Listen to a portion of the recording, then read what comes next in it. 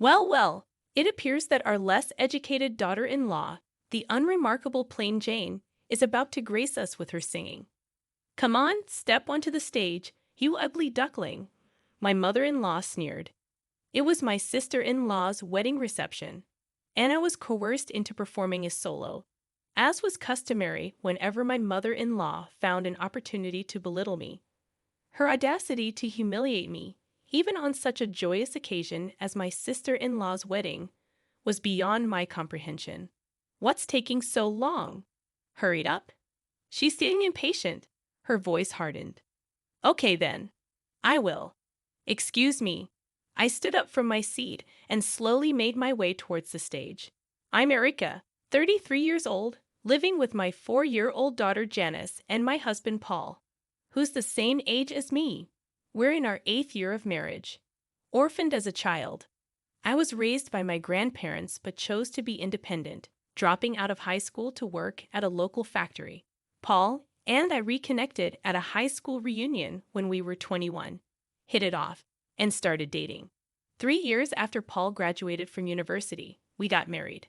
Since then, I've been supporting him, managing our household chores, and raising our daughter while working part-time.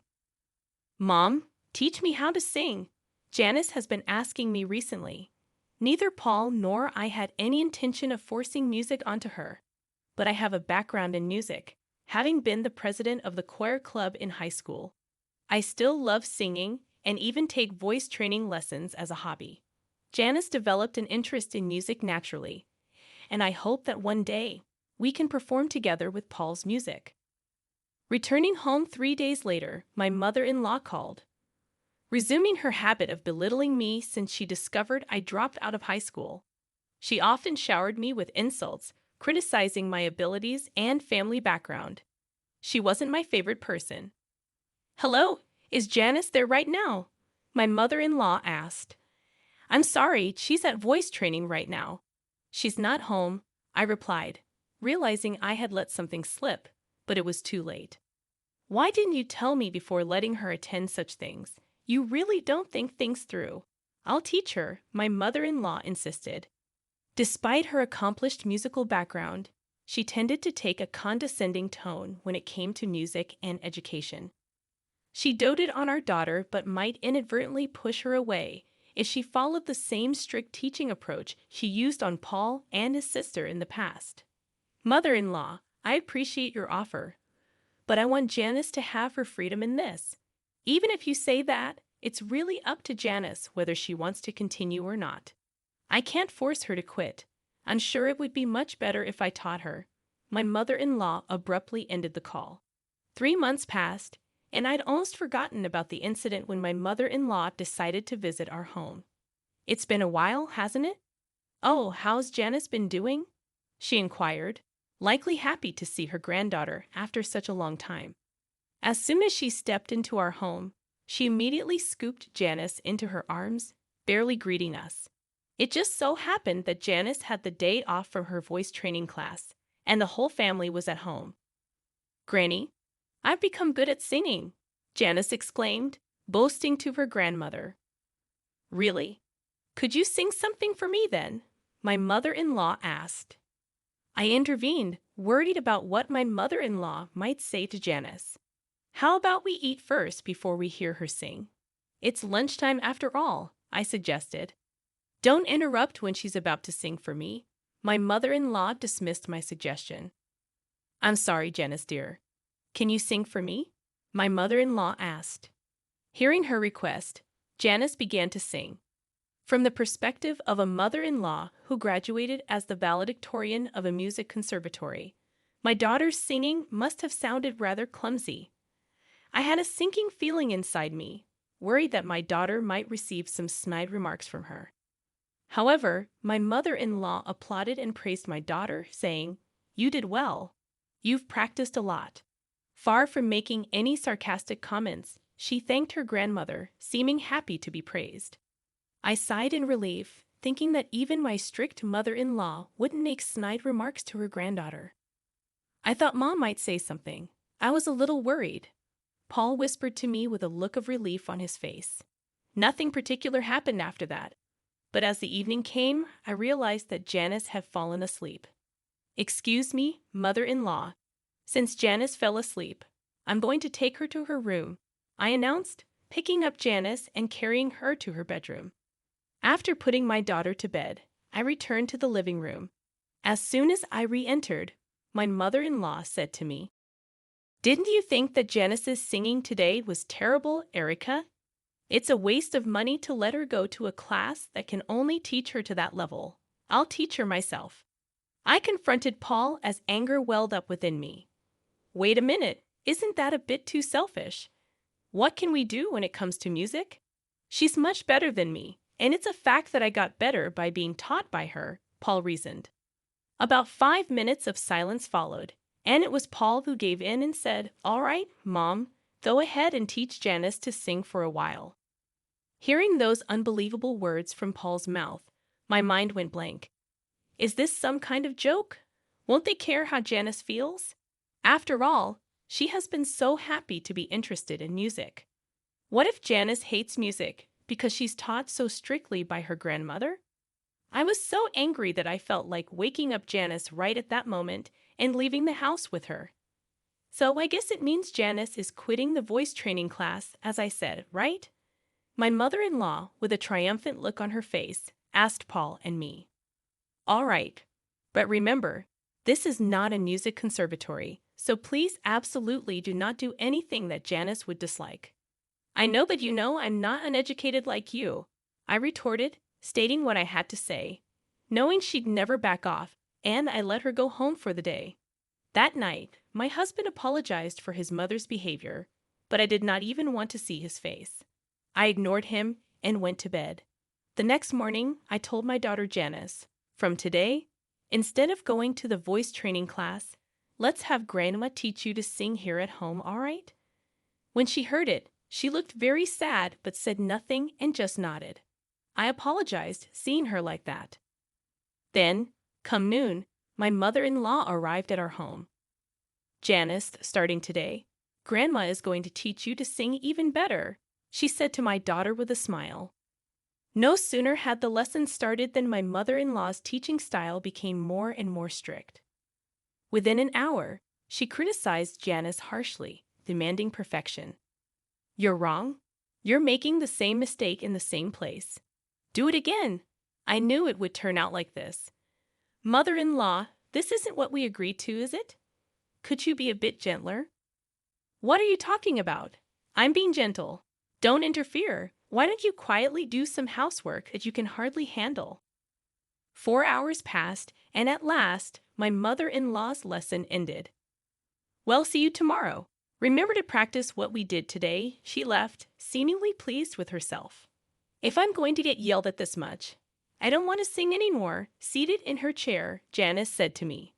I harbored an intense hatred for my mother-in-law, taking away what my daughter enjoyed and only caring about her own satisfaction.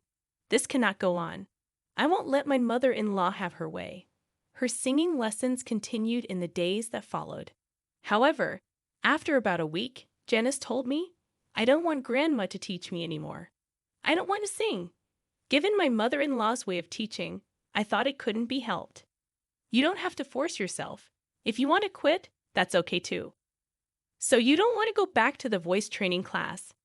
It was something she had started because she wanted to, and I, for my part, wanted her to continue. So I asked her that. If it's that class, it seemed that Janice hadn't come to hate singing itself. It appeared that the harsh words from her grandmother and the lack of praise, even when she felt she did well, were making it unenjoyable for her.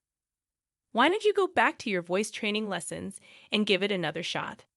I asked Janice, and as if she hadn't been upset moments before, she perked up and nodded enthusiastically.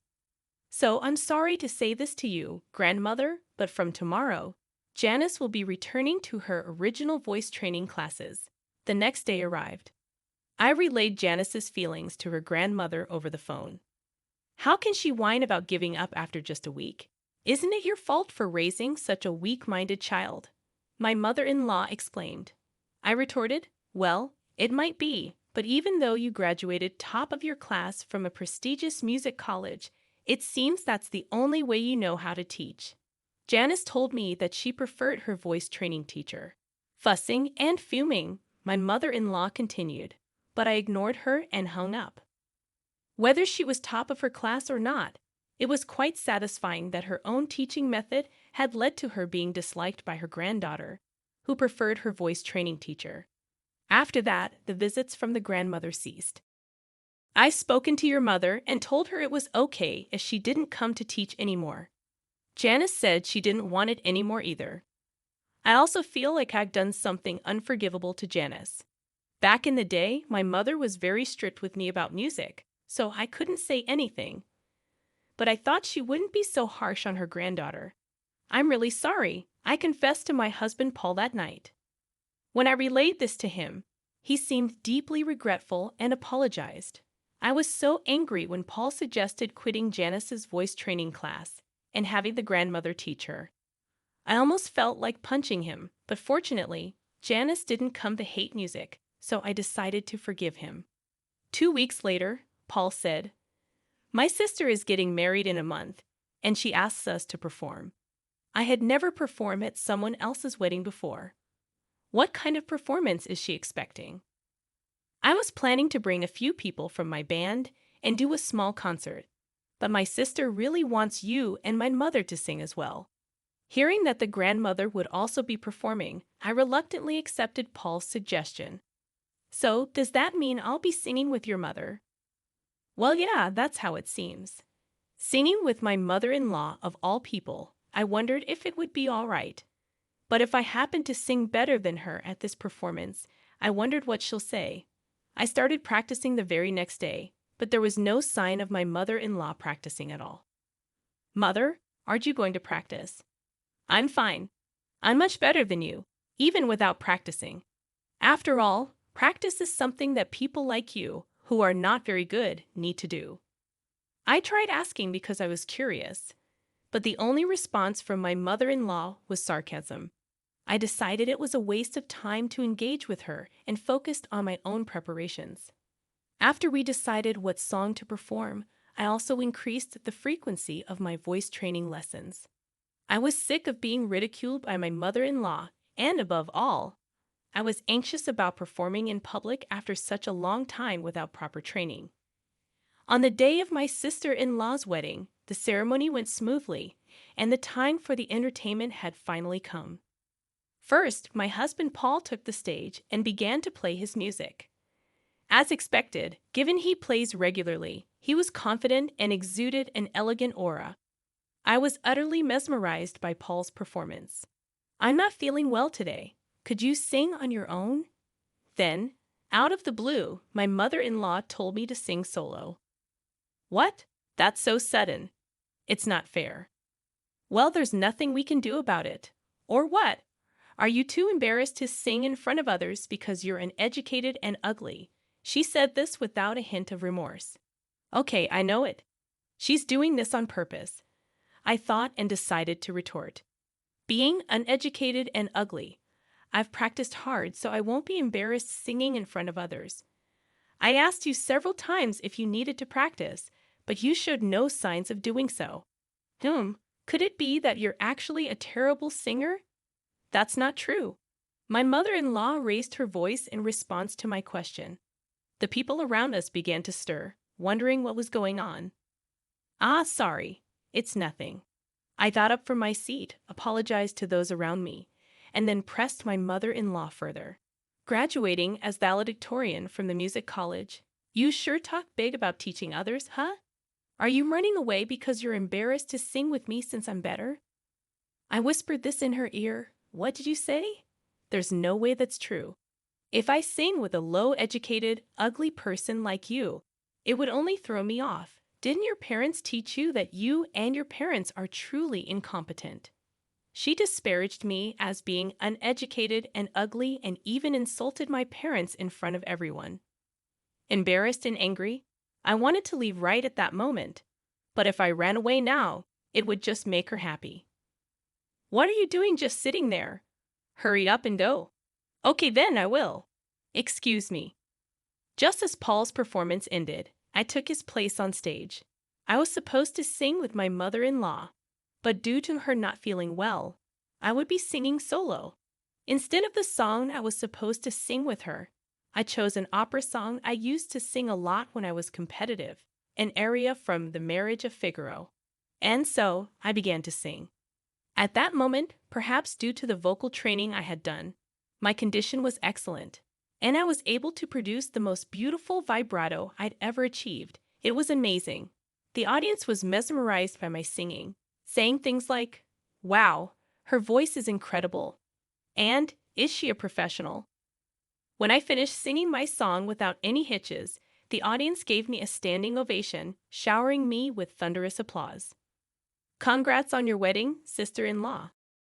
You know, I used to be the choir leader in high school. It's been a few years since I last sang in front of an audience, so I was a bit nervous. How did I do? Thanks so much for listening. After making this statement, I returned to my seat, and my daughter, all starry-eyed, pleaded, "Mom, your voice was so beautiful. Can you teach me next time?" Witnessing this, my mother-in-law, with her jealousy on full display, said in a huff, anyone can sing like that. Don't get ahead of yourself, continuing to belittle my singing." Just as I thought the entertainment segment was over, my sister-in-law unexpectedly said, "Mother-in-law, and you should sing too." Words that I didn't expect came out from my sister-in-law. My mother-in-law was taken aback and looked at her daughter in confusion, asking me, "I've never heard you sing, Mom, and since you taught me so much about music when I was young, I'd really love to hear you sing," my sister-in-law expressed with pure honesty. The attendees chimed in, "Mother-in-law, you should definitely sing." Words had gotten around that my mother-in-law was a top graduate from a prestigious music school, and the crowd grew increasingly excited for her performance, creating an atmosphere where she felt she had to sing. "Well, with all this, I guess you have to sing now, don't you?" I did not hesitate to add, "So, all right, all right." "If you insist," she responded, heading to the stage. The moment my mother-in-law took the stage, the energy in the room peaked. But as she began to sing, such murmurs could be heard throughout the crowd. "Wait, no way. I might even be a better singer." She must have heard them as well. My mother-in-law's voice did seem off, but even accounting for that, her singing was dreadful. She always criticized others for their singing, but her pitch was all over the place. Honestly, I felt I was still a better singer. The atmosphere grew awkward as her performance ended. Unlike when I sang, the venue was filled with a cold atmosphere, and the applause was sparse. Everyone acted as if they'd seen something they shouldn't have, as if her turn had never happened. Upon returning to our table, my mother-in-law, her face flushed red, shouted at me, "That's why I didn't want to sing. If you had sung properly, my daughter wouldn't have asked me to do this," she said to me with such an angry tone. But I didn't understand why my sister-in-law asked her mother to sing. It seemed to me that she genuinely wanted the wedding to be blessed by the voice of her mother, who had been sternly teaching her about music since her childhood. Do you think so? To me, it seems she genuinely wanted you to sing. I shared my honest thoughts with my mother-in-law. No way. I'm sure she knew I'm bad at singing, and this is her way of embarrassing me. I was utterly astonished at her response. She had always criticized others' music and performances, yet she herself didn't want to sing in public because she's bad at it. She never hesitates to complain about others' music, but she is like, "I don't accept complaints, although I'm a bad singer myself." Such a self-centered attitude won't be accepted. My daughter Janice might have her newfound love for music crushed by her grandmother. I could no longer bear my mother-in-law's attitude. So, a person who studied at a prestigious music school and criticizes others' music is just doing so because she can only sing this badly. But mother-in-law, isn't it great? You are able to sing alone without having to sing with a terrible singer like me. I responded to my mother-in-law with a sarcastic tone. "How dare you say that? It's your fault that I had to embarrass myself. It's not nice to say that in front of your daughter. I'm sure she's satisfied hearing her mother singing." As I spoke these words, my mother-in-law fell silent. There was a stir amongst those who'd heard what I had said to my mother-in-law. But other than that, the ceremony went on smoothly and ended without any problems. 2 days after the ceremony, my mother-in-law stormed into our house. "I just can't let it go. I want you to apologize for what had happened." I was surprised by her sudden visit, but retorted, "What exactly am I supposed to apologize for? I wasn't aware that your singing was that bad. Instead, I think you owe us an apology." "What do you mean? I have absolutely nothing to apologize for. It's your fault I was forced to sing that song I hated and embarrass myself." "No, not to me, to Janice. Because of you. Janice almost came to hate the music that she had started to enjoy. Even though you graduated from a prestigious music school, why would you torment a child who has developed an interest in music just because things didn't go your way?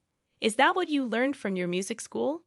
I haven't received any musical training from you, yet I was able to sing at the reception and even received applause. How about you, mother-in-law? Shall I give you some singing lessons? I'll teach you thoroughly." My mother-in-law was speechless hearing what I said. "If you have nothing else to discuss, please leave.